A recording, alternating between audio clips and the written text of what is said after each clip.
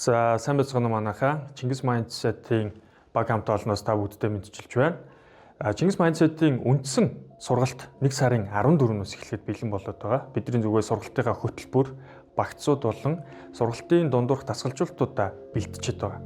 Энэ сургалт хинт хэрэгтэй вэ гэхээр энэ хорвоо дэлхий дээр ямар нэгэн зүйлийг өгөх, энэ хорвоо дэлхийд сайн сайхан зүйлийг би өгч чадна гэдэг нэг цаад дотоод сүнсэн биеийн мэдрэмжтэй хүмүүст энэ сургалтуудыг зориулна.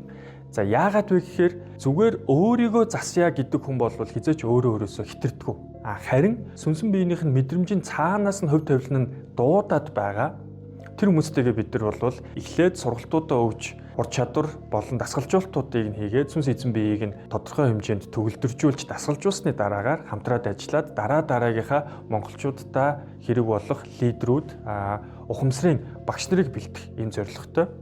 Тэр ерөөсөө таны дотоод сэтгэл дуу хоолойнд ямар нэгэн далдын хүч мэдрэгдээд би энэ хорвоо дэлхий дээр сайн сайхан зүйл ямар нэгэн зүйлийг хийх хэрэгтэй гэдэг нэг учир нь олдохгүйсэн ч хамаагүй мэдрэмж төрдөг болвол анхаарлаа наашаа хандуулаарай. Ингээд та бүгдтэй сургалтаа дэлгэрүүлэн танилцуулъя.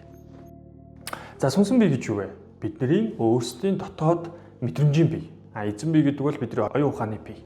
Тэгэхээр энэ хоёрыг зэрэгцүүлж хөгжүүлж явдаг ийм сургалтаа гэсэн үг 4 сарын хугацаанд. Эхлээд бид нэр сүнсэн биен дээр төвлөрдөг. Яагаад сүнсэн биен дээр төвлөрдөг вэ гэхээр өөрийнхөө потенциал аягаа томруулахгүйгээр аливаа нэг асуудалд бид нэр ерөөсөө сайн сайхан байдлаар хандаж чаддаггүй. Дандаа дутуу суралцаад байдаг.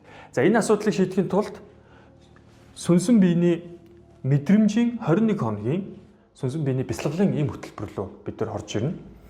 За энд юу үзэх вэ гэхээр мэдрэмжээ ойлгоно. Сүнснийхээ төвлөрөл буюу бяцлаглалыг хийнэ. За part X буюу бидний өөрөө өөрсөндөө саад болоод идэг өвдөлт, траума, за өөрийгөө сурч чадахгүй, би бусдаас дутуу гэдэг сөрөг итгэл үнэмшлүүдтэйгээ ажиллаж өөрийнхөө сүнсэн биений савыг тэлж томруулна.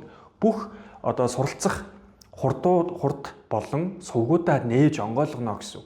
Ингээд сүнсэн бие өөрийнхөө сувгийг нээгээд эхлэхээр зэрэг яах вэ гэхээр аливаа зүйлийг сурахад арай илүү хурдтай, төвгүй, өөртөө саад болдгоо болоод ирдгээ гэсэн. Эцсийн дүнд энэ бол саваад томсгох 21 хоногийн хөтөлбөр гэж байна. За энд бол бид нар юу их вэхээр анги танхимдаа өөрсдөө сууж агаад орой болгон сүнсэн биенийхээ тэлэлт мэдрэмжүүд төр ажиллаж сайжруулах ийм зорилготой байгаа. За үүний дараагаар 5-7 хоногийн сүнсэн биеийн танхимын сүнсэн биеийн тэлэлтийн хөтөлбөр.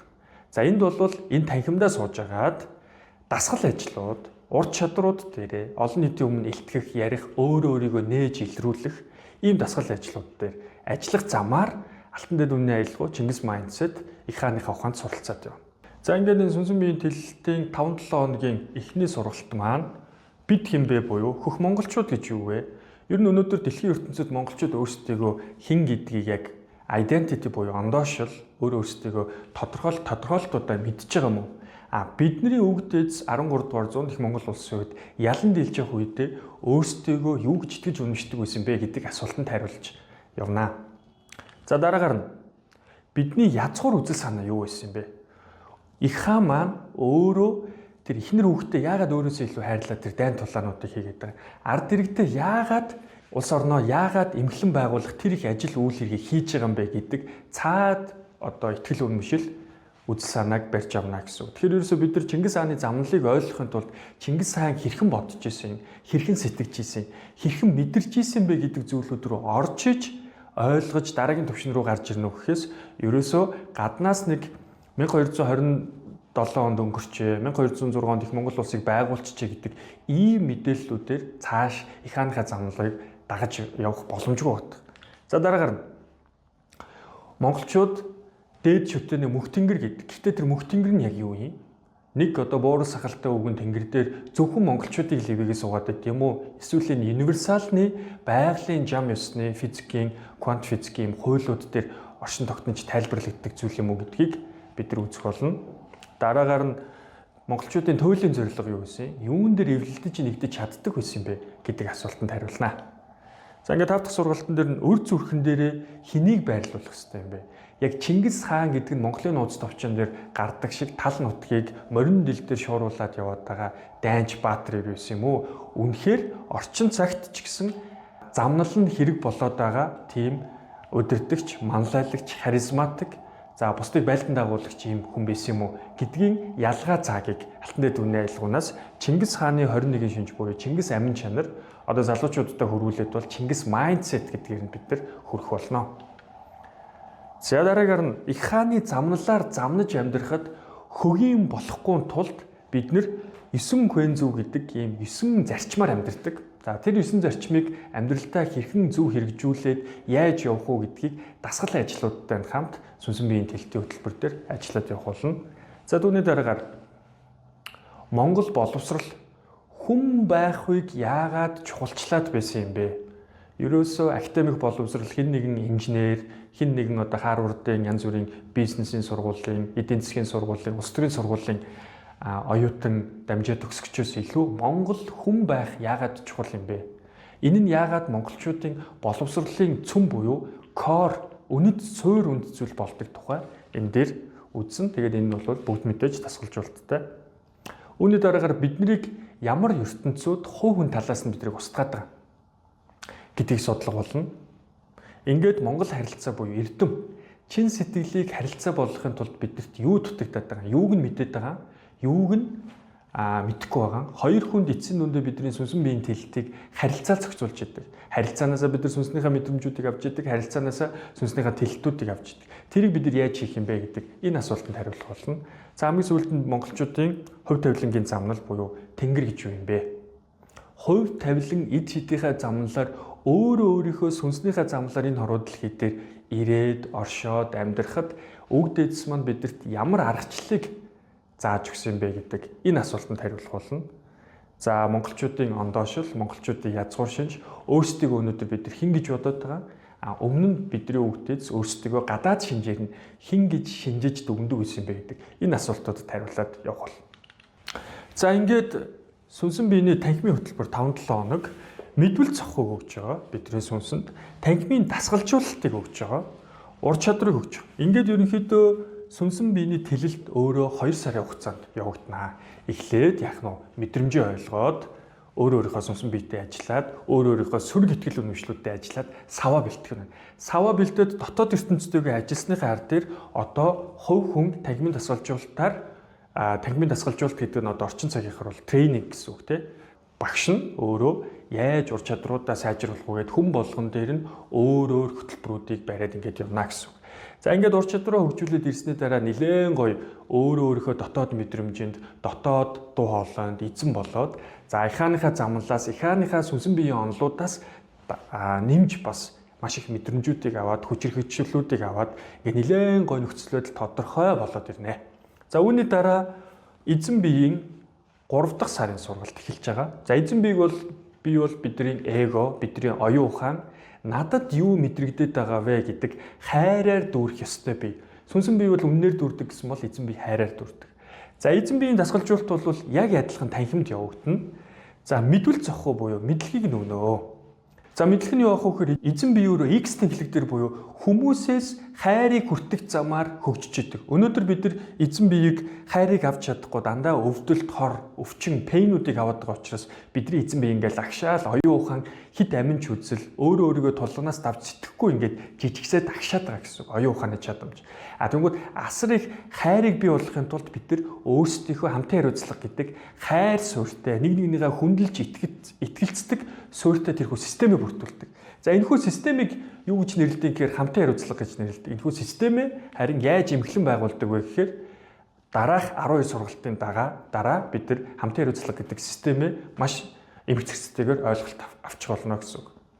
За хамгийн ихнийх нь Монгол хүн бүрийн хүч чадал тэр систем маань өөрөө ир гэдэг зүйл дээр бий болно. Энэ нь бол ул суурь нь байт юм а гэж байгаа. За дараагаар нь засахын ухамсар гэдэг 2 сургалт орно. Энэ дээр яаж тэр хамтын хариуцлагыг дотоод асуудлуудыг засаад байгаа юм бэ? Хүмүүсийн харилцаа тэр community олон нийтийн нөхцөл байдлаа яаж засаад байгаа юм бэ?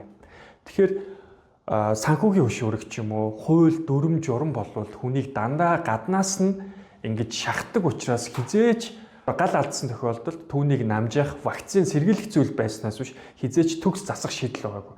Хамгийн гол нь их хааны маань ухамсарыг хөгжүүлэх замаар, ухамсарын багш нарыг хөгжүүлэх замаар хамтын хариуцлага гэдэг энэ системийг засж исэн энэхүү ойлголтуудыг авахулна. За дараагаар нь бид хаана орших вэ? Тэр хамтын хариуцлага нь дэс дараалал эрхийн системийг оруулж ирж байгаа монголчуудын. За дараагаар нь хамтын хариуцлага гэж өөрийнх нь яг амин сүнс нь юу юм?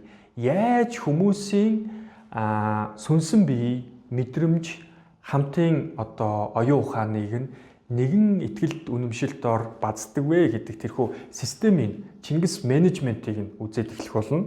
За түүний дараагаар энэхүү эзэн бие гэдэг хүний хайраар дүүрэх ёстой биеийг ямар хүмүүжил, хөгжлийн хөтөлбөрөөр хөгжүүлт юм бэ? Тэр нь бол одоо 9 ухаан гэдэг их хааны замнал дээр байж байгаа. Энэ 9 ухаанаар яаж хөгжүүлэх вэ гэдэг дасгал ажлуудтайгаа байж байгаа гэсэн үг. За дараагаар Монгол соёлын стандарт. Тэрхүү харилцаан дотор нь биелгээ уртын дуун байх юм уу? Эсвэл хоорондоо харьцлаг хэм хэмжээ нь байх юм уу? Сэтгэхүүн ямар байх юм? Зан нь юу байх юм?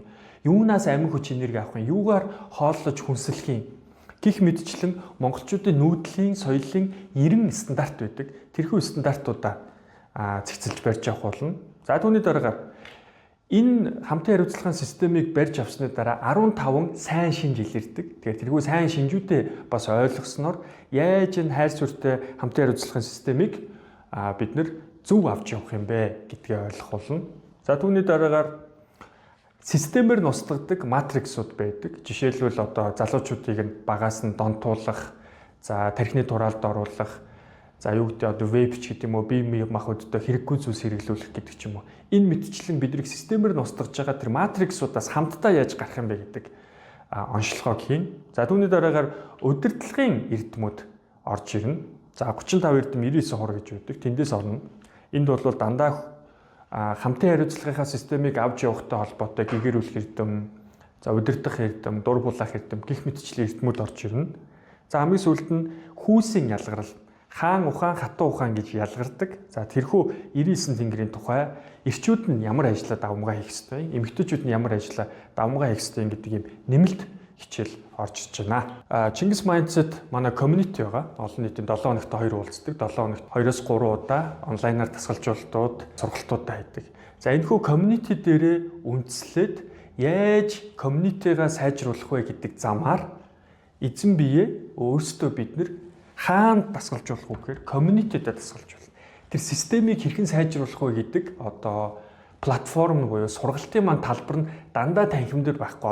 3 дугаар сараас буюу эзэн биеийн сургалтаас эхлүүлээд танхимаасаа гараад амьдрал дээр засахын орон зай руугаа орж эхэлж байна гэсэн. За энд донд бидний хамгийн сүүлд нь авах хэрэгтэй хамгийн гол зүйл нь бол системийн сэтгэлгээ, системийн онол, бидний өвөг дээдсийн нөхцөл байдлыг юу гэж харддаг байсан, хамгийн гол нь хайр суурьтай оршихуйг яаж байгуулдаг байсан, байгуулсныхаа ард дээр өөрсдөө сүнсэн бие хэрхэн хөгжүүлдэг байсан бэ гэдэг энэ зүйлсэд бид нар хариулт авах болно. За дараагийнх нь бол 4 дахь 7 хоногоос Чингис хаан өөрөө өнгөрөхөөс өмнө төрийн 10 хонлоо үлдээсэн байдаг. Тэгээ Чингис амин чанар гэж түүнийг баттгаж базаж хэлж байгаа. За энэхүү Чингис амин чанар бол Чингис хааны төрийн 10 хонл бол 4-7 хоногийн хугацаанд үргэлжлэнэ. Бас 12 сургалттай. Хувь тавилангийнхаа замнал дээр хэрхэн оршихын, түүн дээр хэрхэн тогтож үлдэхийн, манлайлал, монгол хүний жинхэнэ манлайлал юу байсан? Чингис Mindset буюу манлайлал нь юу байсан? За үүнийгээ бас community дундаа манлайлж дасгалжуулалтуудаа хийнэ гэсэн үг. За Чингис амин чанар хөтөлбөр нь бол Монгол төрийн 10 хонл гэж юу вэ? Маш том философи байгаа. Ер нь бол яаж их Монгол улсыг хамаг Монголоос нь эхэлж байгуулсан бэ гэдэг түүхээс ахуулаад арга зүйн ач холбогдолтой маш том агуулгууд явж байгаа. За дараагаар нь алтан дэд үнний онол бидний өвгдөөс мэдлэгийг юу гэж үздэг байсан? Мэдлэгийг яаж мөрлөдөг байсан? Ямар мэдлгүүдийг яаж бүтээгээд тэр мэдлэгийг бүтээдэг хүнээ бас яаж бий болгодог байсан бэ гэдэг ийм алтан дэд үнний онол гэдэг зарчим байдаг. Сүнсэн биеийн тэлэлтийнхаа 1-р модулийн сүнсэн биеийн тэлэлтээ үргэлжлүүлээд багцалж авч ирж байгаа сүнсэн биеийн онол оюун санааны биеийг амин чанарыг нь өсгөнө буюу энергийг нь өсгөнө. Дараа нь эзэн биеийн онол буюу хийж бүтээж байгаа бидний эго, оюун ухааныгаа бид нар яаж өсгөх юм? Нийлээд хэрхэн засагч хүн болох юм бэ буюу моны онол гэдэг энэ зүйл байгаа. Сүнсэн бие буюу мэдрэмжийн сав, эзэн бие буюу хайрын сав хоёр нийлээд мон буюу нэг гэдэг утгатай, моно гэдэгтэй адилхан нэг гэдэг утгатай бүтэн болоод хөгжлийн хөтөлбөр зөв явж байна гэсэн. За түүний дараагаар мөсөгийн онол, тэнгэрийн онол гэдэг 5 6 дахь онолууд байдаг. За яаж хүнийг сэрээхийн сэрцэн байгаа хүнийг тэнгэр буюу яаж хувь тавилангын талбар дээр гаргаж ирэх юм бэ гэдэг их хааны аргачлалууд байгаа. За түүний дараагаар том гэр бүлийн харилцаа буюу систем дотор соёлыг яаж бүрдүүлдэг юм бэ? Бидний өвдөж бол гэр бүл гэдэг нь улс доторх тэр соёлын харилцаагаа хэлдэг. Тэгэхээр тэр гэр бүлийг яаж сайн сайхан болгох юм бэ? Халуун дулаан болгох юм бэ? Нэг нэгэндээ хайртай болгох юм бэ? Монгол хүний өмөрдөг болгох юм бэ гэдэг асуултанд хариулна гэсэн. За түүний дараа Чингис хааны улс гэрийг байгуулдаг гэрийн онол гэдэг одоо эсгий гэрийнхаа загвар дээр суурилсан хан, өн, тоон, алтан ураг болсон хаалга гэдэг ийм загварчлалтай гэрийн онол байгаа. Тэгэхээр яаж юу н альва нэгэн системийг өөрөө манлайлах юм бэ гэдэг ийм манлайлалын онолоо гэсэн. За түүний дараа бол альва нэгэн community олон нийт байгууллага хувь хүмүүс хамтдаа бөөгнөрөд ирэнгууд тэнд нэг хурдтгал үүсдэг. Тэр аураг нь яаж хит унгаахгүй, хит хурдцгаж одоо хүмүүсээ ядраахгүйгээр цэгцтэй зөв авч явах юм бэ гэдэг ийм уялгын онол байгаа. Тэгэхээр улсынхаа эрчим хүчийг тооцоолдог, байгууллагынхаа эрчим хүчийг тооцоолдог юм аргачлал байж идэг. За хамгийн сүүлд нь Чингис хааны амин чанарт хүрдэг ийм 7 дэд цэцгийн зөв. Чингис хаан яаж Чингис гэдэг төвшөнд хүрсэн юм бэ гэдэг тэр том Чингис гэдэг хүчийг сүнсэн биений энерги эрчим хүчийг 7 хувааж жирэгж ягаад нэг нэгээр нь барж иднэ гэсэн үг. За эцсийн дүнд нь энэ онолуудыг амьдрал дээр яаж хэрэгжүүлэх юм бэ? За ингээд сүнсэн биенийхээ хөтөлбөр, эзэн биеийн хөтөлбөр, Чингис амин чанар буюу Чингис майндсетийн 4 модуль сургалтын танилцуулгыг хэллээ. За энэний ард дээр энэ сургалтаас та юу хүлээж болох вэ гэхээр ерөөсөө өөрийнхөө сүнсэн биений энерги эрчим хүч, тэр хувь тавилангийнхаа зорилгыг таньж мэдэж аваад тэрхүү замнал дээрээ үг дэдсийнхаа хэмжээнд бат нот тогтвортойгоор үргэлжлүүлэн амьдрах вэ. Хэрхэн аз жаргал эзэнтийнхээ замналыг өөр өөрөөсөө үргээчихгүй хүн шиг онолтойгоор, мэдлэгтэйгээр, дасгалжуулалттайгаар, ур чадвартайгаар хамгийн гол нь зорилго нэгтэй хүмүүстэйгээ хамтраад авч явах вэ гэдэг боломжийг та бүхэндээ өргөж байна. Ингээд 1 сарын 14-өөс эхлэх 4 сарын хугацаанд үргэлжлэх Чингис майндсетийнхээ үндсэн сургалтанд идэвхтэйгээр сонгон шалралтанд оролцохыг та бүхэнд урьж байна. За доор description хэсгээс та бүхэн Google форм бөглөөд өөрсдийнхөө мэдээллийг явуулаад бид нар та бүхэнд эргүүлээд хариу үзүүлэх болно. Сонгон шалралт яаж явагдах вэ гэхээр нэг удаагийн уулзалт 500 үгтэй эссе таны өмнө нь ажиллаж исэн болон ажиллаж исэн төслүүдийн мэдээлэл байхад биднэрт бол сонгон шалгаруулалт хүнээ сонгон шалгаруулж авахд хангалттай мэдээлэл өгснэ гэж үзэж байгаа. Ингээд та бүхэн идэвхтэй Google формоо бөглөөд өөрийгөө сориод үзээрэй. Амжилт хүсье.